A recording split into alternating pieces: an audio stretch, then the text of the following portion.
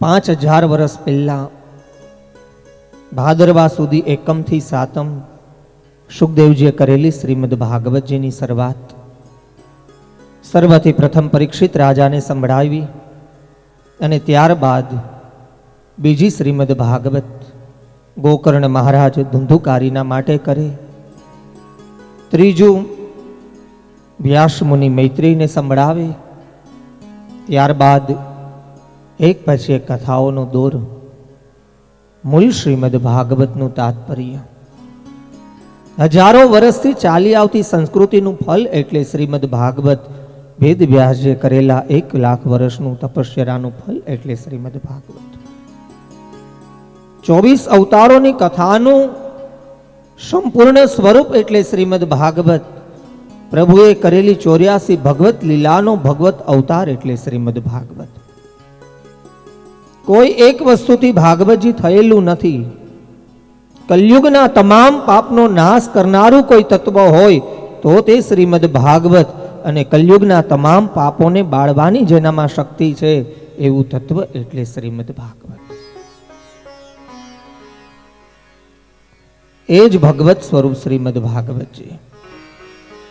પહેલો દિવસ ભગવત સ્વરૂપ સુબોધનીજીના અંદર શ્રી મહાપ્રભુજી આજ્ઞા કરે, ભાગવતજીના અંદર વેદ વ્યાસજી આજ્ઞા કરે છે કે મૂળ ચરિત્ર અને મૂળ કથા. ભાગવતજી મુખ્ય પહેલા તો 5 વસ્તુનું દાન કરે છે. અને 5 વસ્તુ કઈ? જે 5 વસ્તુનું દાન ભાગવતજી કરે એ 5 વસ્તુ કઈ? પહેલું તો ભાવનું દાન એ ભાગવતજી કરે છે. આજે આપણો ભાવ કેવો છે? 7મા દિવસે આપણો ભાવ કેવો હશે? ત્યારબાદ કૃપાનું દાન એ ભાગવતજી કરે છે. કૃપા ભાઈ તબ જાણીએ જબ દિખે અપને દોષ. જ્યારે આપણાને આપણા દોષ આપણને દેખાવા લાગે ત્યારે સમજી લેવું કે કૃપા થઈ ગઈ. એ સ્વદોષનું ભાન એ ભાગવતજી કરાવે છે. ત્યારબાદ ત્રીજું ફલ સચ્ચિદાનંદ રૂપાય. સત, ચિત અને આનંદને એ ભાગવતજી દાન કરે છે. ચોથું ફલ મોહ અને મમતાનો નાશ એ ભાગવતજી કરાવે છે. પાંચમું ધર્મનું જ્ઞાન એ ભાગવતજી કરાવે છે. છઠ્ઠું ફલ ભગવત સ્વરૂપનું જ્ઞાન એ ભાગવતજી કરાવે છે. આપણે કેવા છીએ, આપણા ગુરુદેવ કોણ છે, આપણી ઉપર બિરાજતા પ્રભુ કોણ છે, એ જ્ઞાન ભાગવતજી કરાવે છે. સમસ્ત જીવોનું કલ્યાણ એ ભાગવતજી કરે છે. પણ એમાં પહેલી વસ્તુ એ ભાવનું દાન ભાગવતજી કરે છે. આજે આપણે કેવા છીએ, 7મા દિવસે આપણે કેવા હશું? એ જ કૃપાનો અર્થ એટલે ભાગવતજી. એ જ કૃપાનું દાન એટલે ભાગવતજી.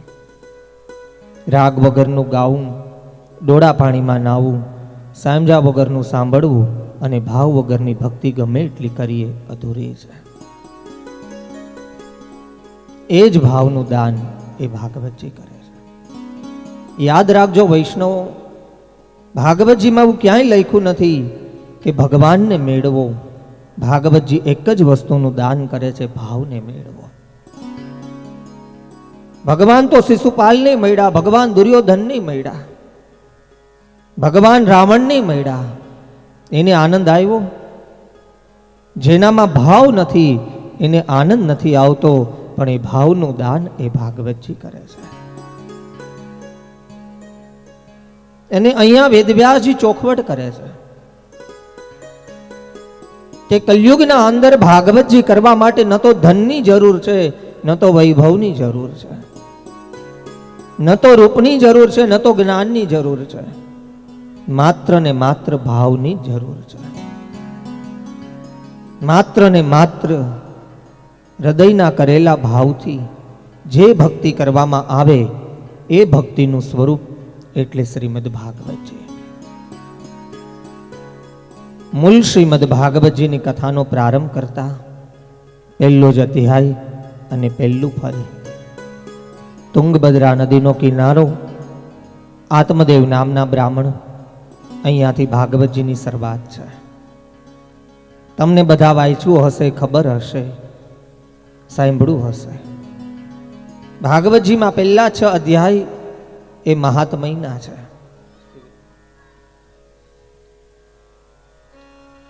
પહેલા અધ્યાય છે એ જ્ઞાનના છે. આત્મદેવ નામના બ્રાહ્મણ, ઘરે કોઈ પુત્ર નથી, ઘરે કોઈ દીકરો નથી. એ આત્મદેવના મનમાં વિચાર આવ્યો કે દીકરા વગરની જિંદગી અધૂરી કહેવાય. અને આવો વિચાર કરી અને આત્મદેવ નામના બ્રાહ્મણ આત્મહત્યા કરવાને માટે તુંગભદ્રા નદીના કિનારે આવે. ત્યાંથી એક ઋષિ પસાર થયા.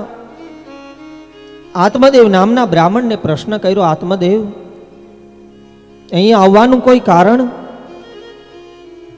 આત્મદેવે 2 હાથ જોડીને વિનંતી કરી, ગુરુદેવ, મારે ત્યાં કોઈ દીકરો નથી, મારે ત્યાં કોઈ સંતાન નથી, મારી પાસે કોઈ પુત્ર નથી. હું મરી ગયા પછી મારું પિંડદાન કોણ કરશે? મને કાંદ કોણ આપશે? ઋષિ ઉત્તર આપે છે કે આત્મદેવ, દીકરાઓ હોય અને દીકરાઓ ન હોય એ 2 વસ્તુને ભાગવતજી સમજણથી સમજાવે છે કે કદાચ દીકરાઓ થાય અને દીકરાઓના પાપને ન જોઈ શકે, અને કદાચ તારા દીકરાઓ જો પાપી થાય તો એ પાપમાં અડધો અધિકાર તારો હશે. દીકરાઓને જો સંસ્કારનું સિંચન નહીં આપી શકે તો એ પાપનો અડધો અધિકારી તું બનીશ. આત્મદેવે વિનંતી કરી, ગુરુદેવ, કાં એક પુત્ર થાય એવું વરદાન આપો, અને કાં હું મૃત્યુને વરું, કાં હું મરી જાઉં. ઋષિએ વિનંતી કરી, ઋષિએ આજ્ઞા કરી કે એક ફળ આપું છું. આ ફળમાંથી 9 મહિના પછી તારા પત્નીને એક દીકરાનો જન્મ થશે. આત્મદેવે પ્રશ્ન કર્યો, ગુરુદેવ, એ દીકરો મારા જેવો થશે? એ સમયે ઋષિ વિચાર કરીને વિનંતી કરે છે, આત્મદેવ, બાપ એવા દીકરા થાય એ વિચાર મનોવૃત્તિ કહે છે. બાપ એવા દીકરા થાય એની સાક્ષી ગરુડ પુરાણ પૂરે છે. પણ બાપ એવા દીકરાઓ થાય એની સાક્ષી કોઈ ભાગવત નથી આપતું. બાપ એવા દીકરા થાય એની કોઈ રચના ભાગવતજીમાં નથી. ઋષિ સમજાવે છે, બેટા, જો બાપ એવા દીકરા થાય તો હિરણ્યા કશ્યપને ત્યાં પ્રહલાદનો જન્મ ન થાય. જો બાપ એવા દીકરા થાય તો મહાન યશસ્વી અને વૈષ્ણવ એવા રાજા અને એમને ત્યાં કંસનો જન્મ ન થાય. બાપ એવા દીકરા થાય તો મહાન શિવ ભક્તને ત્યાં જરાસંઘનો જન્મ ન થાય. ઋષિ ઉત્તર આપે છે કે સૌનું કર્મ સૌ લઈને આવે. ભાગવતજી હાજરી નથી આપતું, ભાગવતજી એમાં સાક્ષી નથી આપતું. ભાગવતજી એક જ વસ્તુનો ખુલાસો કરે છે કે સંપત્તિ હશે તો સંસ્કાર આવે કે ન આવે શંકા છે, પણ જો સંસ્કાર હશે ને તો વેલા મોડી સંપત્તિ ગમે ત્યાંથી આવે ને આવે. આ એક જ વસ્તુને ભાગવતજી બતાવે છે. અને સંસ્કારની સંપત્તિ આપતું તત્વ એટલે શ્રીમદ ભાગવતજી હજારો વર્ષથી સંસ્કૃતિને સમજાવતું કોઈ તત્વ હોય, આપણી પોતાની પરિભાષાને સમજાવતું કોઈ તત્વ હોય તો તે શ્રીમદ ભાગવત છે. 12,000 વર્ષ સુધી બેસી એક જ જગ્યાએ કરેલા તપનો વિશ્વાસ એટલે શ્રીમદ ભાગવતજી અજ્ઞાનનો નાશ કરી વિજ્ઞાનનો વિકાસ કરી અને જ્ઞાનને સમજાવતું કોઈ તત્વ હોય તો તે શ્રીમદ ભાગવત છે. અધર્મના નાશને લઈ ધર્મની રક્ષા કરતું કોઈ તત્વ હોય તો તે શ્રીમદ ભાગવતજી. કલયુગના અંદર એક જ વખત ઘરને આંગણે કથા થાય અને 71 પેઢીના પિતૃઓનો ઉદ્ધાર થાય એવું કોઈ પ્રમાણ આપતું તત્વ હોય તો તે શ્રીમદ ભાગવતજી. જે ગામના અંદર એક વખત શ્રીમદ ભાગવતજીની કથા થાય એ આખા ગામના 3 પેઢીના પિતૃઓનો ઉદ્ધાર થાય એવું કોઈ પ્રમાણ આપતું તત્વ હોય તો તે શ્રીમદ ભાગવતજી. ભગીરથી ભાગવતજી ગંગાજીનું બીજું સ્વરૂપ. જીવના કલ્યાણ માટે, જીવના ઉદ્ધાર માટે શ્રી મહાપ્રભુજીએ તો 2 પ્રકારના સમય અને સંજોગ બતાવ્યા. સુબોધનીજીના અંદર શ્રી વલ્લભે જે આજ્ઞા કરી, જે શ્રીમદ ભાગવતજીનો સાર સમજાવ્યો. કથાનું ઊંધું કરીએ તો થાક થાય, ભવો ભવના થાકને ઉતારે તેને ભાગવતજીની કથા કહેવાય. ભવો ભવની આધિ વ્યાધિને ઉપાધિમાંથી મુકાવે તેને શ્રીમદ ભાગવતજી કહેવાય. ઋષિએ વિનંતી કરી, આત્મદેવ નામના બ્રાહ્મણને ફલનું દાન કર્યું. એ જ ફલ લઈ આત્મદેવ ઘરે આવે, પોતાની પત્ની ધુંધુલીને બોલાવે. ધુંધુલીને વિનંતી કરી કે આ ફલ ખાવાથી તારે ત્યાં 9 મહિના પછી એક દીકરાનો જન્મ થશે. ધુંધુલી ન કરવાના વિચાર કરવા લાગી કે દીકરાનો જન્મ થાય, દીકરાને મોટો કરવામાં દુઃખ કેટલું થાય. પોતાના મન પ્રમાણે, પોતાની બુદ્ધિ પ્રમાણે વિચાર કરે. ફળિયામાં ઉભેલી ગાયને એ ફલ ખવડાવવામાં આવે. પોતાની બેનનો પુત્ર પૈસા આપીને લઈ આવે. શ્રીમદ ભાગવતજીમાં 2 શબ્દ, એક પાપ અને બીજું પુણ્ય. આ સુબોધનીજીની શરૂઆત કરતા, આ ભાગવતજીની શરૂઆત કરતા પહેલો જ અધ્યાય અને પહેલો જ આ મહાત્મય ધુંધુલીની જે બેનનો દીકરો લઈ આવ્યા, પોતાની બેનપણીનો જે દીકરો લઈ આવ્યા, એનું નામ શ્રીમદ ભાગવતજીમાં ધુંધુકારી પાડવામાં આવ્યું. જે ગાયને ફલ આપેલું હતું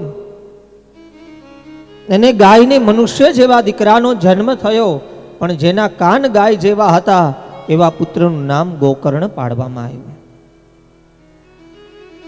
એક પુણ્યનો રસ્તો પકડે અને એક પાપનો રસ્તો પકડે. અહીંયા શ્રી મહાપ્રભુજી સેવાનો પ્રકાર બતાવે છે. અહીંયા શ્રી વલ્લભ મૂલ સુબોધનીજીના અંદર વૈષ્ણવના ભાવનું કર્તવ્ય બતાવે છે કે મન ભલે ધુંધુકારી જેવું થાય, મન ભલે ગમે તેવા વિચારો કરનારું થાય, પણ હૃદય તો સદાય ગોકર્ણ જેવું જ રાખજો. હૃદયનો ભાવ તો સદાય ભક્તિમય જ રાખજો. અહીંયા વેદવ્યાસજી આજ્ઞા કરે છે કે મન તો ગમે ત્યાં ભટકે, મન તો ગમે ત્યાં જાય, પણ હૃદયથી કરવામાં આવેલી ભક્તિ અને ભાવથી કરવામાં આવેલું કોઈ પણ કાર્ય એ ક્યારેય કોઈ પ્રકારે અધૂરું રહેતું નથી.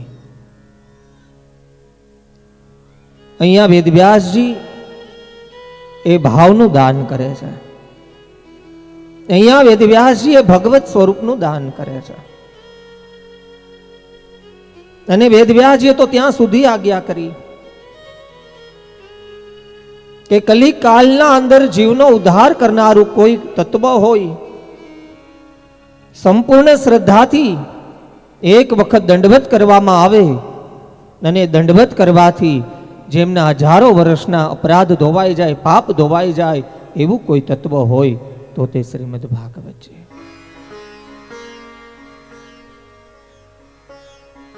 ધુંધુકારી ન કરવાના કર્મ કરવા લાગે. ગોકર્ણ મહારાજ યાત્રા કરવાને માટે નીકળે. ધુંધુકારી 5 સ્ત્રીઓને ઘરમાં લઈ આવે. અહીંયાથી આપણા સર્વોત્તમજીની શરૂઆત છે. જે વૈષ્ણવ હવેલીના અંદર પોતાના ઘરની અંદર સર્વોત્તમજી કરતા હશે ને ખબર હશે, સર્વોત્તમજીના પ્રાગટ્યની શરૂઆત, જો કે સર્વોત્તમજીને તો શ્રી ગુસાઈજીએ કર્યું, પણ ભાગવતજીના અંદર જે વિઠ્ઠલના જે 4 સ્વરૂપ બતાવ્યા એમાં પહેલું સ્વરૂપ અને એ સર્વોત્તમજીના અંદર જે સર્વોત્તમજીની કડી છે એના ઉપરથી અહીંયા ભાગવતજીને લાગે, કારણ કે 16 ગ્રંથ એ ભાગવતજીનો આધાર છે. જે વૈષ્ણવને સર્વોત્તમજી આવડતા હોય એક અંગીકાર કરે મર્યાદા અનુસાર, મહાકરુણાવંત સમર્થ્ય પાર, વાલો યદય દાન દેવાન ચતુર, મહાયુદાર ચરિત્ર કરે ભરપૂર, લીલા દેખાડી પ્રાકૃતની જય, તે મીસે મોહ્યા સુર રીપૂતે. એનાથી આગળ કૃષ્ણાશ્રય ગ્રંથ એક લીટી, કારણ કે 16 ગ્રંથ એ ભાગવતજીનો આધાર છે. વાલા વૈષ્ણવ, ભાગવતજી આવડતા હોય, ભાગવતજીને શીખવા હોય તો પહેલા 16 ગ્રંથ આવડવો જોઈએ. એક કડી કૃષ્ણાશ્રય. ખલોજ ખલ ધર્મિની પાસંડ પ્રચુરે લોકે, કૃષ્ણ એવં ગતિર્મર્મમ. ખલોજ ખલ ધર્મિની પાસંડ પ્રચુરે લોકે, કૃષ્ણ એવં ગતિર્મર્મમ. એનાથી આગળ ગિરિરાધૈર્યાષ્ટકમ, ભક્તાભિલાષા ચરિતાનુસારી, દુગ્ધાદિ ચોર્યણી યશો વિસારી, કુમારિતા નંદિત ઘોષ નારી, મમ પ્રભુ શ્રી ગિરિરાજધારી. એનાથી આગળ યમનાષ્ટકની મૂલ કડી, એક જ અર્થ, નમામિ યમુનામહં સકલ સિદ્ધિ હેતુમ મુદા, મુરારી પદ પંકજ સ્કુરુન્દ મંદરેણોત્કટામ. મૂળ શ્રીમદ ભાગવતજી એ 16 ગ્રંથ, જે ગ્રંથ જ્યાં આવશે ત્યાં બતાવીશ કે આ કડી અહીંયા આવે. અહીંયા સર્વોત્તમજીની આપણે જે વાત કરતા હતા, સ્ત્રી શુદ્રાદિકને ઉધારવા સમર્થ મહાપ્રભુજી એવા માર્ગની, એવી લીલાની, એવા અર્થનું પ્રાગટ્ય કર્યું જે માર્ગથી, જે લીલાથી સ્ત્રી અને શુદ્રનો ઉદ્ધાર થાય. શ્રી વલ્લભે એવો માર્ગ બતાવ્યો જે માર્ગ ઉપર ચાલવાથી ભાગવતજી હૃદયારૂઢ થાય, અને એ જ ભાવનું દાન એ ભાગવતજી કરે છે. ભાગવતજીનું પહેલું ફલ એ નિસંશયતા. પ્રભુ કેવા છે, કેવી લીલાઓ કરે, કેવા અવતારો ધારણ કરે, એ તમામ સંશયને ભાગવતજી નિર્મૂલ કરે છે. ત્યારબાદ બીજું ફલ આત્મદેવ, ધુંધુકારી, ગોકર્ણ અને ધુંધુલી. ધુંધુકારી એ 5 સ્ત્રીઓને ઘરમાં રાખીને રહેવા લાગે. અહીંયા 5 સ્ત્રી એટલે 5 લેડીઝની વાત નથી, પણ 5 સ્ત્રી કામ, ક્રોધ, લોભ અને મોહ. પહેલો કામ, બીજો ક્રોધ, ત્રીજો લોભ, ચોથો મોહ અને પાંચમું અજ્ઞાન. એટલા માટે મંગલાચરણમાં શ્રી મહાપ્રભુજી આજ્ઞા કરી, અજ્ઞાનતિમિરાંધસ્ય જ્ઞાનહં જનશાલાંકયા, ચક્ષુરુમ મિલિતમ યેનમ તસ્મૈ શ્રી ગુરુવે નમઃ. અજ્ઞાનને નિર્મૂલ કરવાનું કામ, અજ્ઞાનને મટાડવાનું કામ એ ભાગવતજી કરે છે. એ 5 સ્ત્રીઓ ધુંધુકારી ઘરમાં રાખીને રહેવા લાગે. 5 સ્ત્રીઓ ધુંધુકારીને થાંભલાની સાથે બાંધે. મુખના અંદર બળબડતા કોલસા મૂકવામાં આવે અને ધુંધુકારીનું મૃત્યુ થાય. ગોકર્ણ મહારાજ યાત્રા કરતા કરતા પોતાના ઘરના અંદર આવે અને પ્રેત સ્વરૂપ ધુંધુકારીને જોવે. પ્રેતને પ્રશ્ન કરે, ભાઈ તું કોણ છે? પ્રેતે વિનંતી કરી કે હું બોલી નહીં શકું. ઈશારાથી વિનંતી કરી કે મારાથી બોલાશે નહીં. મૃત્યુ સમય મારી જીભ બંધ હતી. આત્મદેવ સૂર્યની ગતિ રોકે અને સૂર્યને પ્રશ્ન કરે કે મારા ઘરના અંદર ભટકનારો આ ભૂત પ્રેત છે કોણ? એ સમય સૂર્ય આજ્ઞા કરે છે કે તમારો સગો ભાઈ ધુંધુકારી છે ગોકર્ણ. ન કરવાના કર્મ કર્યા, અતિ પાપના કર્મ કર્યા, મનથી વિચાર ન કર્યો, પોતે ભક્તિ કરી નહીં, બીજાને કરવા દીધી નહીં, એટલે પ્રેત થઈને ભટકે છે, એટલે ભૂત થઈને ભટકે છે. ગોકર્ણ મહારાજે વિનંતી કરી કે તુંગભદ્રા નદીના કિનારે પિતૃ ગયાના અંદર, પ્રાચીના અંદર મેં કેટલાય સાધન કર્યા, કેટલાય તર્પણ કર્યા, કેટલાય પિંડદાન કર્યા, અને તેમ છતાંય આ ધુંધુકારી પ્રેત કેમ થયો? સૂર્યનારાયણ ઉત્તર આપે છે, ગોકર્ણ, એક નહીં પણ હજારો પિંડદાન કરશો ને તો એ પ્રેત યોનિમાંથી મુકાઈ નહીં શકે, એ પ્રેત યોનિમાંથી છૂટી નહીં શકે. ગોકર્ણ મહારાજ પ્રશ્ન કરે છે, તો એવી કઈ વસ્તુ કરું જે કરવાથી આની પ્રેત ગતિમાંથી આ મુક્ત થાય, એને ભગવત લીલાની પ્રાપ્તિ થાય, એને ભગવત ચરણારવિંદની પ્રાપ્તિ થાય? એ સમય સૂર્યએ કરેલી આજ્ઞા, વેદમ સર્વ શાસ્ત્ર સારમ શ્રીમદ ભાગવતમ કથામૃતમ, શ્રીમદ ભાગવતમ તવમ કથામૃતમ. સર્વ વેદનો સાર, સર્વ શાસ્ત્રનો સાર, સર્વ પુરાણનો સાર એવા 7 દિવસ શ્રીમદ ભાગવતજીને કરવામાં આવે. એક વાસની સોટીના અંદર તારા 71 પેઢીના પિતૃઓનું આહ્વાન કરવામાં આવે, અને વાસની સોટીને 7 દિવસ સુધી શ્રીમદ ભાગવતજીની કથા સંભળાવવામાં આવે તો એ ધુંધુકારીનો ઉદ્ધાર થાય. ગોકર્ણ મહારાજ સૂર્યની ગતિની સાક્ષી લે અને પહેલું શ્રીમદ ભાગવત ધુંધુકારીના માટે તુંગભદ્રા નદીના કિનારે કરે. 7 દિવસ સુધીની આ કથાનો સાર, 7 દિવસ સુધી આ કરેલા તત્વનો સાર. મૂળ શ્રીમદ ભાગવતજી, એના મુખ્ય 4 વાક્ય. પહેલું સાદું જીવન, બીજું સાદો ખોરાક, ત્રીજું સાદો પહેરવેશ, અને ચોથું સહજમાં મળતો આનંદ. આ 4 વસ્તુ એ ભાગવતજીની છે. જેટલા આપણે સરળ હશું, જેટલા આપણે આનંદમાં હશું, અને આનંદનું દાન એ ભાગવતજી કરે છે. આનંદનું દાન 3 વ્યક્તિ કરે, 3 વસ્તુ કરે, 3 સ્વરૂપે આનંદનું દાન કરે. પહેલું ભાગવતજી, બીજા ઠાકોરજી, અને ત્રીજા શ્રી વલ્લભ. પ્રભુએ પણ આનંદનું દાન કરે, ભાગવતજીએ પણ આનંદનું દાન કરે, અને શ્રી વલ્લભ એ પણ આનંદનું દાન કરે.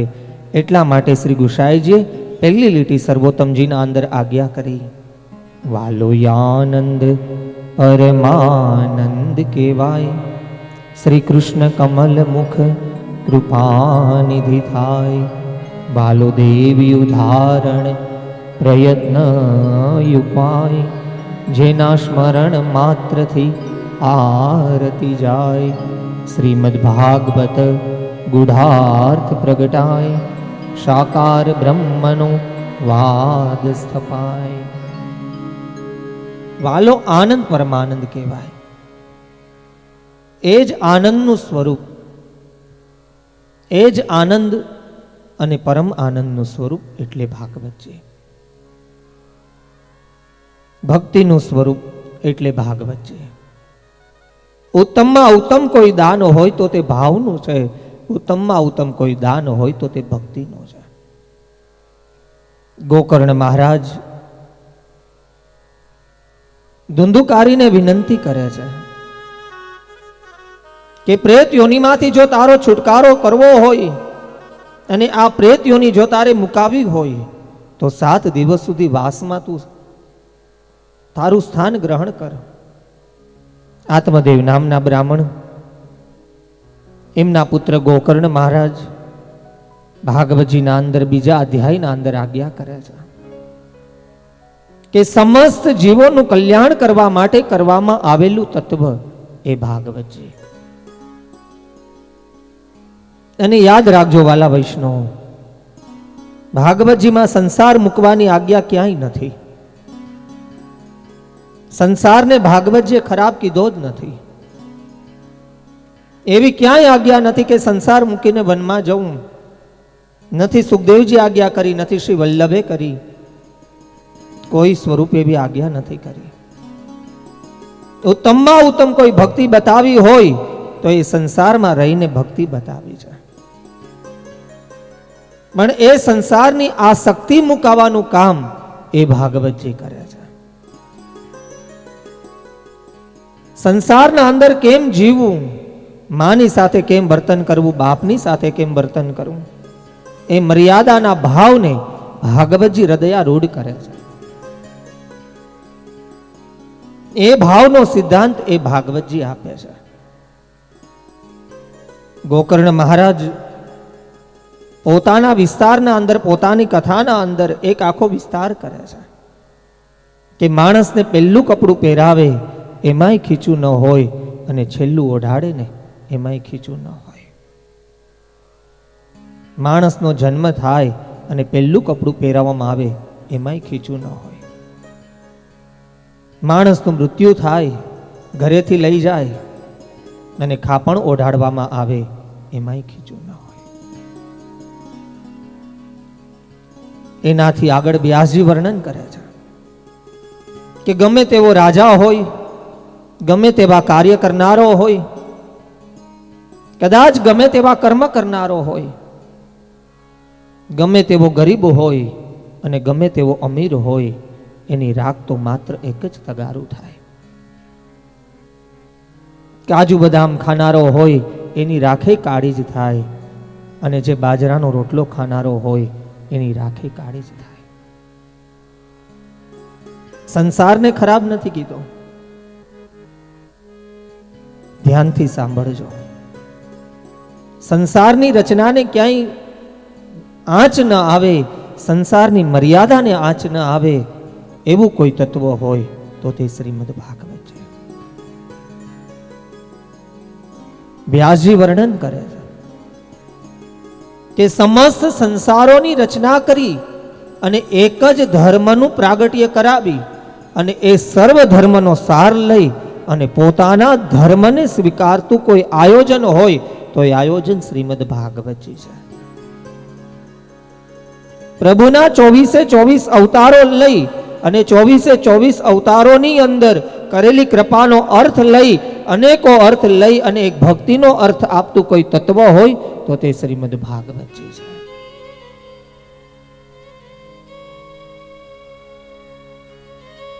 એ 24 અવતારોની મૂળ કથાનો કોઈ આરાધ્ય હોય, એ કોઈ મૂળ કથાનો પ્રસંગ હોય અને એ જ પ્રસંગનો અનુભવ કરાવનારું કોઈ તત્વ હોય તો એ ભાગવતજી છે. અનુભવી બિના અનુભવ કોણ જાણે, ખાખરાની ખિસકોલી આંબાના રસને શું માણે. વ્યાસજીનું કરેલું વર્ણન શ્રી મહાપ્રભુજીના કરેલા સુબોધનીજી બંનેને એક સાથે રાખીએ એટલે ભાગવતજી વધારે હૃદયારૂઢ થાય.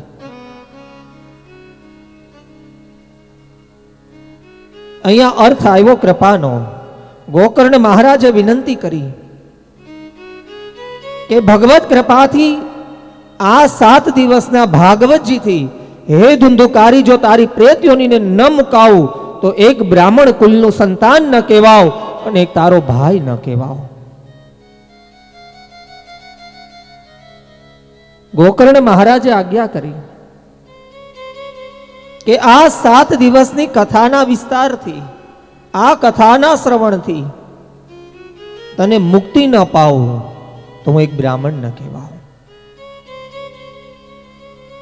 અને અહીંયા ભાગવતજી બતાવે છે કે બ્રાહ્મણનું કામ લેવાનું નથી, બ્રાહ્મણનું કામ દેવાનું છે.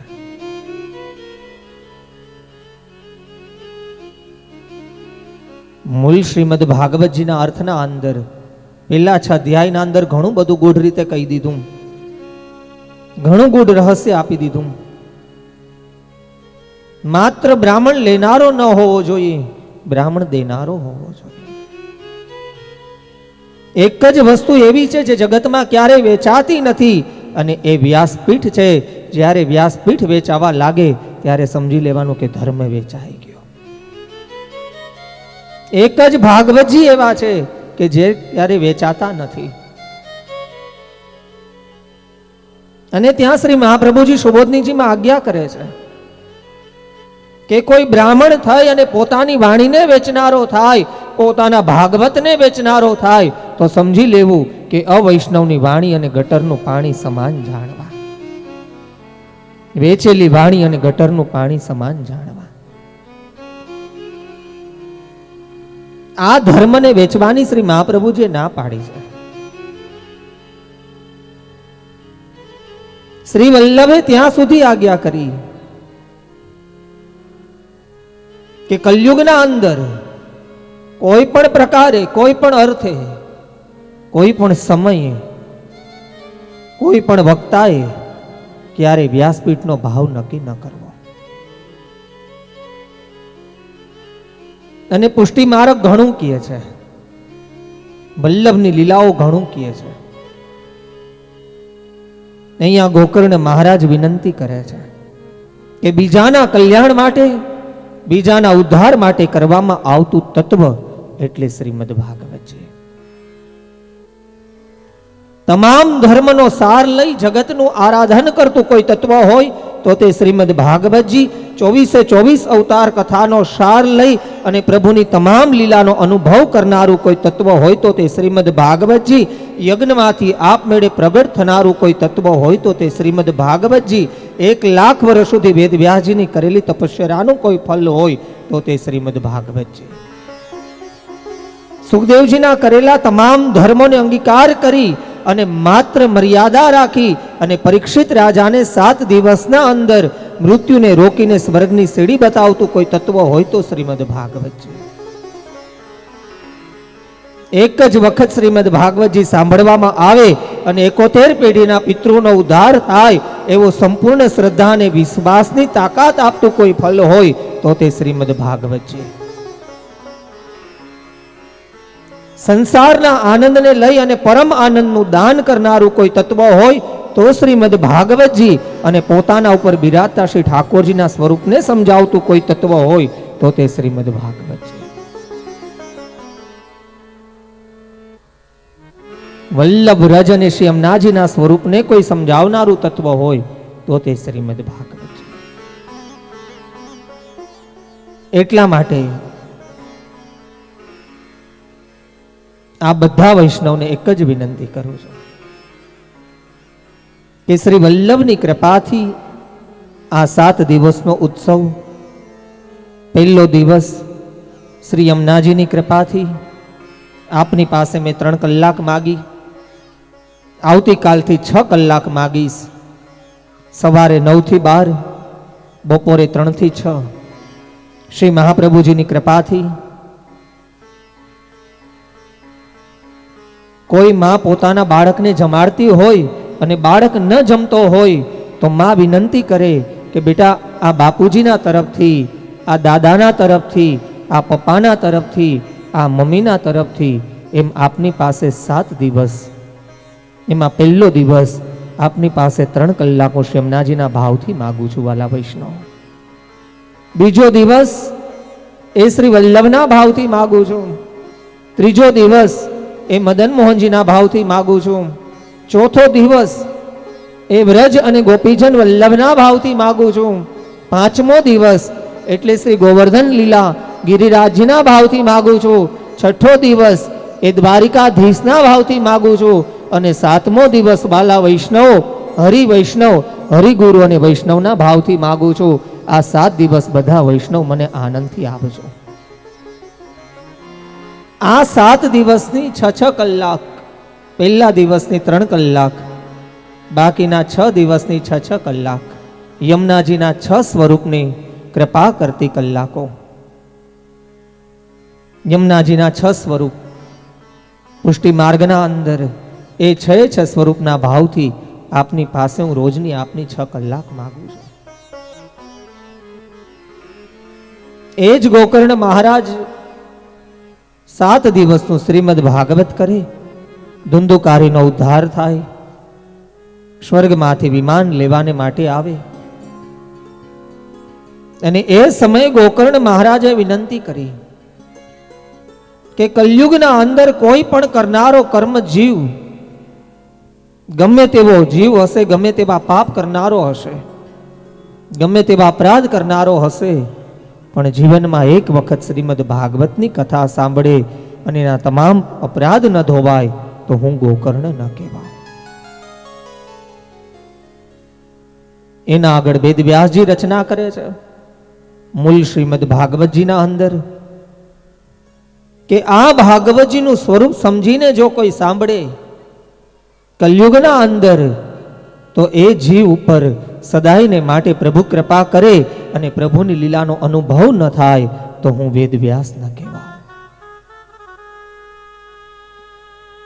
એ ભગવત લીલાનો અનુભવ કરનારું તત્વ એટલે શ્રીમદ ભાગવતજી. એ ભગવત લીલાનો આનંદ આપનારું તત્વ એટલે શ્રીમદ ભાગવતજી. બોલો શ્રી વલ્લભા. આજનો પહેલો દિવસ, ટોટલ મારી 497મી શ્રીમદ ભાગવત સપ્તાહ શિવરાજગઢમાં પહેલી. આ બધા વૈષ્ણવ પાસે 2 વસ્તુ માગું છું, આપશો ને? શાસ્ત્રીજી તરીકે નહીં, પણ એક દીકરા તરીકે માગું છું. વક્તા તરીકે માગું તો અભિમાન આવે, દીકરા તરીકે માગું છું. 2 જ વસ્તુ.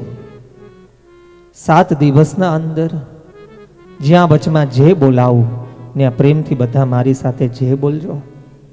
7 દિવસના અંદર ધોળ કીર્તન અને ધૂનમાં ભાવથી તાલી પાડજો. જો કે ધોળ કીર્તન વચમાં ઓછા આવશે, મારી પ્રણાલિકા નથી. અમુક વસ્તુ થોડી ચોખવટ કરી દઉં,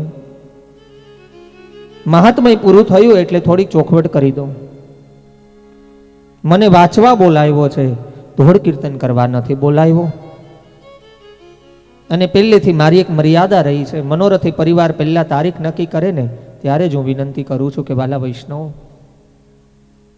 6 કલાકની સપ્તાહના અંદર વચમાં હું કોઈ ધોળ કીર્તન નહીં લેવડાવું, પણ જ્યારે વ્યાસપીઠ વિરામ લે, જ્યારે ભાગવતજી વિરામ લે, ત્યાર પછી હું તમને 10-15 મિનિટ આપીશ. વચમાં કોઈ ધોળ કીર્તન નહીં લેવડાવું. 2 જ વિનંતી, એક ભાવથી તાલી પાડજો અને એક ભાવથી જે બોલજો. અને આવું નથી કહેતો,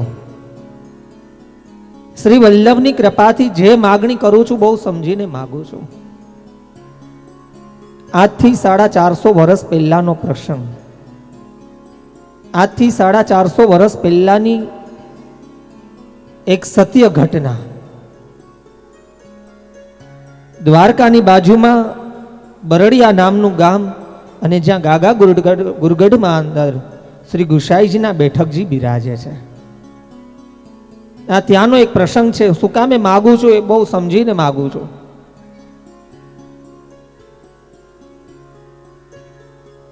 સાડા 450 વર્ષ પહેલા એક ડોસી ભાગવતજી સાંભળવા જતા હતા, અને એ ડોસી ભાગવતજી સાંભળીને આવતા હતા. ભાદરવો મહિનો, અર્ધરાત્રિનો સમય થયો, મોડું થયું એટલે ડોસીમાં ધીમે ધીમે પગલા માંડવા લાગ્યા. એ ડોસીમાં અડધે પહોંચ્યા ને ત્યાં એક પ્રેત આડો ઉતરો, એક ભૂત આડો ઉતરો. ડોસીને વિનંતી કરી કે બા, અહીંયાથી જે જાઈને હું ક્યારે જીવતા નથી જવા દેતો, મારી નાખું છું. ડોસીએ વિનંતી કરી, બેટા તું કોણ છે? પ્રેતે ઉત્તર આપ્યો કે હું એક ભૂત છું, પ્રેત છું. અનેક જન્મના પાપ કર્યા, ન કરવાના પાપ કર્યા, ભક્તિ કરી નહીં, બીજાને કરવા દીધી નહીં, એટલે આવો અવતાર આવ્યો. ડોશીએ વિનંતી કરી કે મારા 6 દિવસનું ભાગવતજી પૂરું થયું, આવતીકાલે મારા 1 દિવસનું ભાગવતજી બાકી છે, મને પાછો જવા દે, અને 7 દિવસનું ભાગવતજી પૂરું થશે ને એટલે હું મારો પ્રાણ તને આપી જઈશ. પ્રેતે વિનંતી કરી કે બધા ઉપર ભરોસો રખાય, પણ માણસ જાતિ ઉપર ભરોસો કેમ રખાય? તમે કાલે પાછા આવશો એની ગેરંટી શું? ડોશીએ વિનંતી કરી કે તું મને સ્પર્શ નહીં કરી શકે, કારણ કે વલ્લભની સેવક વૈષ્ણવ છું. 400-450 વર્ષ પહેલા બનેલો પ્રસંગ. મહાપ્રભુજીના સેવક ડોશીએ વિનંતી કરી કે મારા ગળામાં 2 કંઠી છે વલ્લભની આપેલી, એક કંઠી અહીંયા મૂકીને જાઓ, એક કંઠી પહેરીને જાઓ, કાલે મારો પ્રાણ આપી જઈશ અને આ કંઠી હું લઈ જઈશ. 7મા દિવસે ડોશીમાં ત્યાં પાછા આવ્યા. પ્રેતને વિનંતી કરી, બેટા તારો ઉદ્ધાર થાય એવી કોઈ વિધિ નથી, તારું કલ્યાણ થાય એવી કોઈ વિધિ નથી, આ પ્રેત યોનિમાંથી તું મુક્ત થાય એવો કોઈ વિધિ? પ્રેતે વિનંતી કરી કે ગમે એટલા યજ્ઞ કરશો, ગમે એટલા કર્મ કરશો, પણ મારી મુક્તિ નહીં થાય. પણ એક વસ્તુ છે, એનું દાન જો તમે મને કરો તો હું એ વસ્તુનું દાન કરો તો મારો ઉદ્ધાર થઈ જાય. ડોશીએ વિનંતી કરી, બેટા માગી લે. પ્રેત માગણી કરે છે, બા 7 દિવસ સુધી તમે જે શ્રીમદ ભાગવતજીની કથા સાંભળી એમાંથી 1 દિવસનું ફળ મને આપો ને તો મારો ઉદ્ધાર થઈ જાય,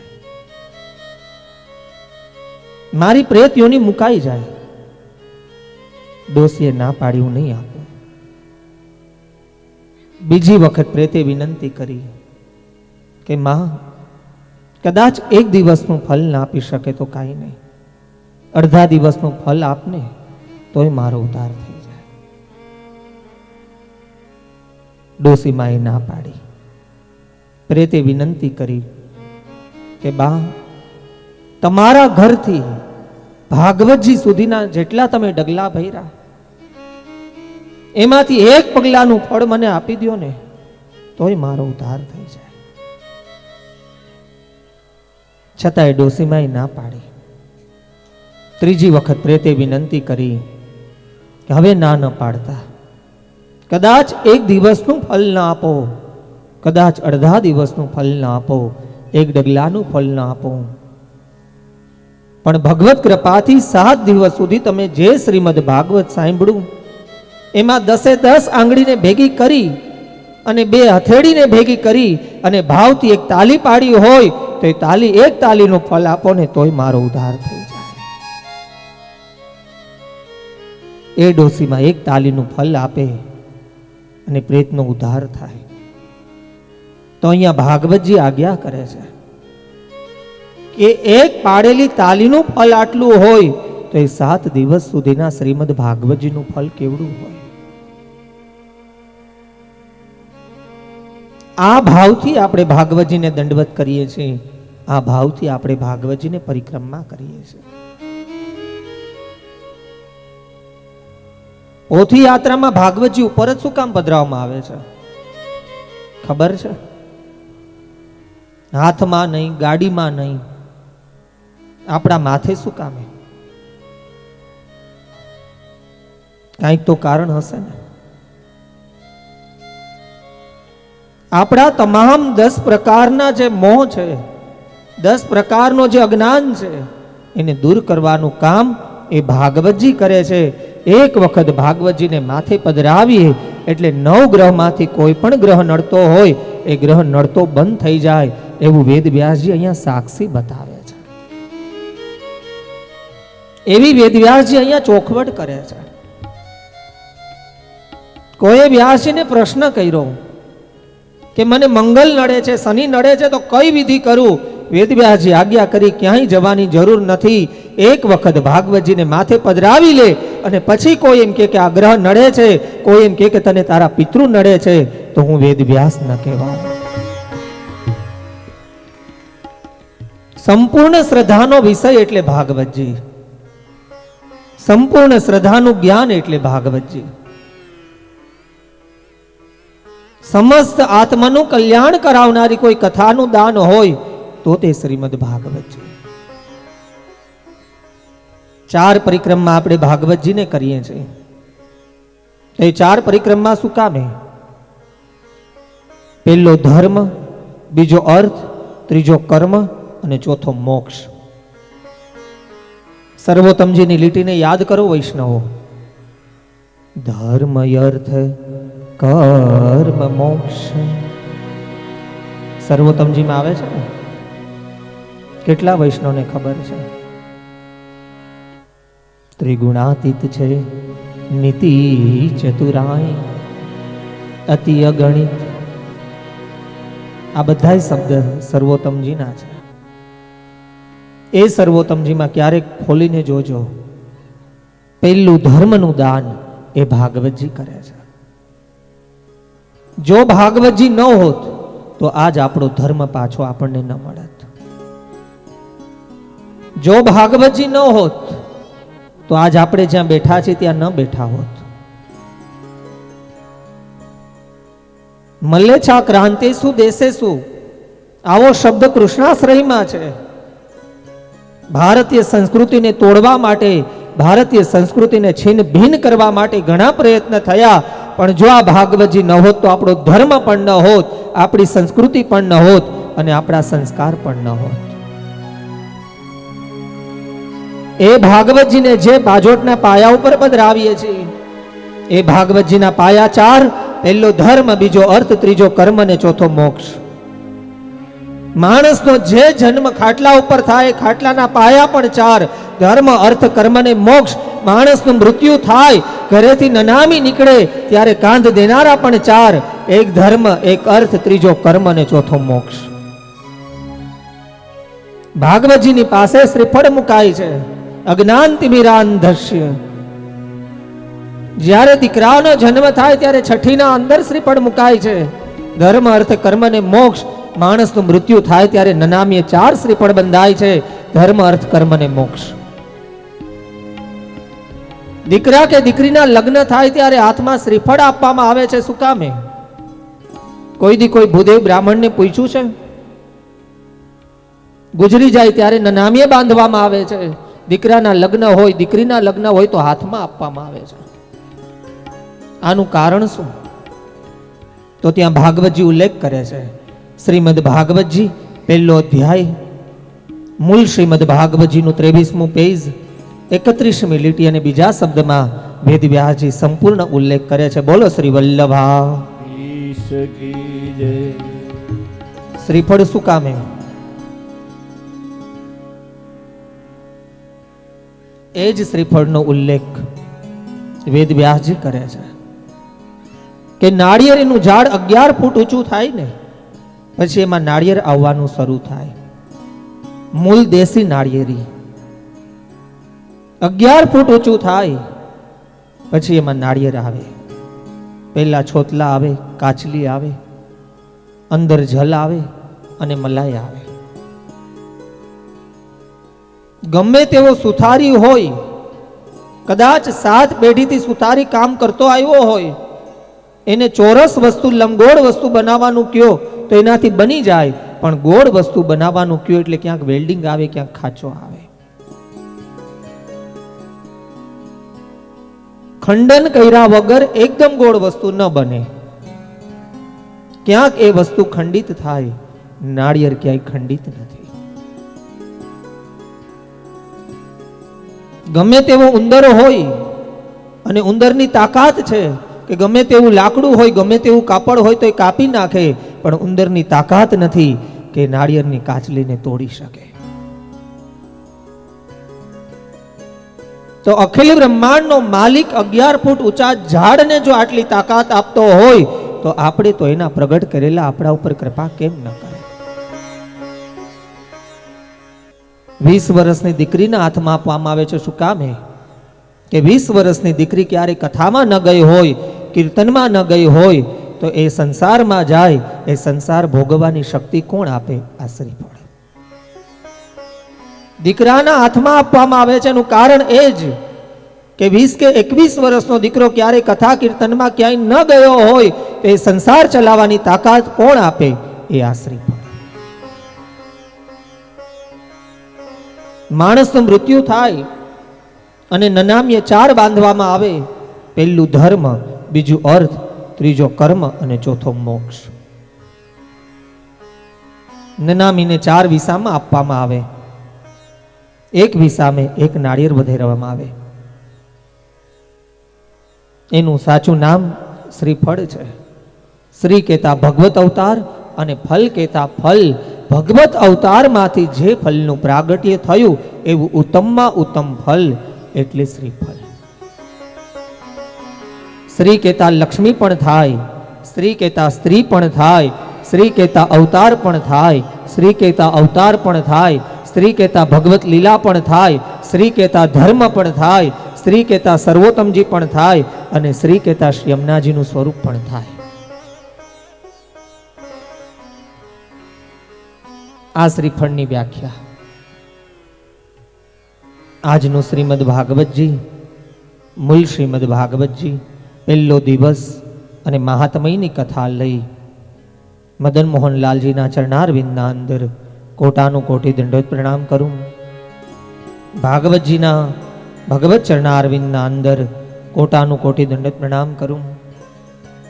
આ ગામના અંદર બિરાજતા સર્વે પુષ્ટિ માર્ગે શ્રી ઠાકોરજીના ભગવત ચરણારવિંદના અંદર કોટાનું કોટી દંડોત પ્રણામ કરી, હવેલીના અંદર બિરાજતા શ્રી ઠાકોરજીના ચરણારવિંદના અંદર કોટાનું કોટી દંડોત પ્રણામ કરી અને આજની કથાને અહીંયા જ્યાં વિરામ આપવા જઈ રહ્યા છે ત્યારે મૂળ શ્રીમદ ભાગવતજી અને યમનાષ્ટકની એક કડી લઈ આજની કથાને અહીંયા વિરામ આપીશ. બોલો શ્રી વલ્લભા.